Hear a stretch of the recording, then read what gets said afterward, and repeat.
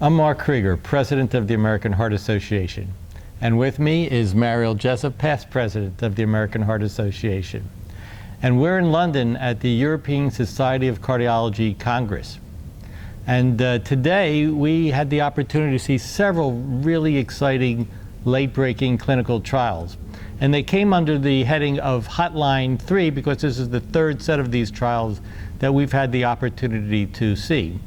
And Mariell, at Hotline 3 today, there were several interesting trials relating to the treatment of diabetes and cardiovascular events, and of course, a trial that was looking at COX-2 inhibitors and how they compare to the more general NSAIDs in terms of the risk for cardiovascular events.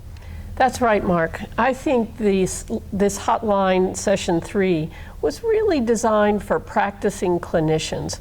They discussed issues that all of us who take care of patients have had to wrestle with. The first trial was called the SCOT trial, which, as you said, compared a COX-2 specific inhibitor versus a non-specific NSAID.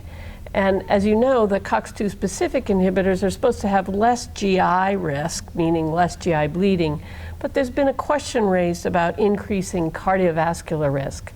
And in this trial, which followed patients for a mean of 5 years, was that there was absolutely no difference between the COX-2 specific inhibitor and the general NSAIDs. Even more intriguing is that the risk for cardiovascular events was very low in this trial, despite the fact that patients were, like all of our patients, a little overweight, smoked, had diabetes.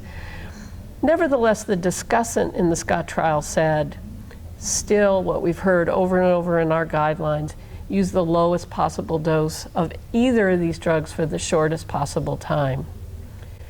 The second two trials that I thought were really important were, as you said, about patients with diabetes and their risk for cardiovascular disease.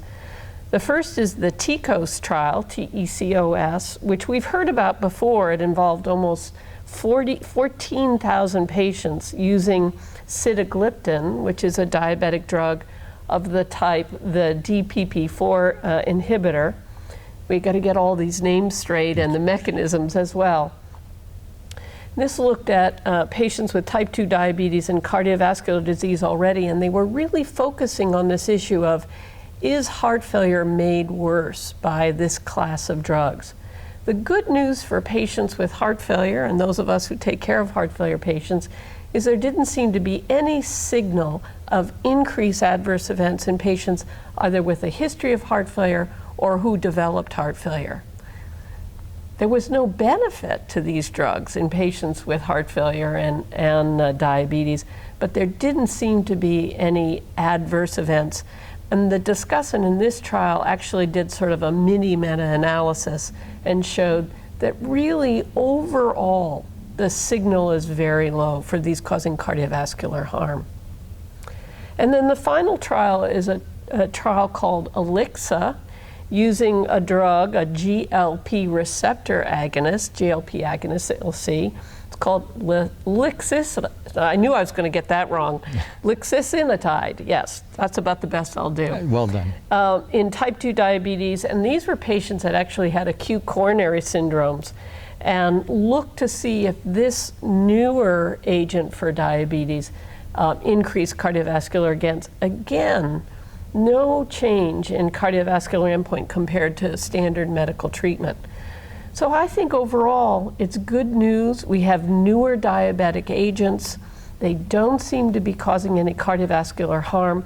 And in fact, there was a strong statement by one of the discussants saying, maybe we need to stop spending our valuable resources on trials just looking at cardiovascular safety, because so far we really haven't found any. Well, that sounds like an incredible session, and it's so important because it's consistent with our creed, do no harm, and these were studies that were really looking at whether we are causing harm. And of course, the tremendous press coverage recently of the FDA change in labels for NSAIDs fits right into this study with the COX-2 inhibitor. And we're all getting more and more used to, as cardiologists, we're getting used to using a greater number of classes of drugs for diabetes, the incretins, the DPP-4 inhibitors, and it's important for us to really feel assured that we aren't harming our patients. Absolutely. Well, it was a really terrific day, outstanding new information, and we're looking for more exciting trials right here at the European Society of Cardiology meetings.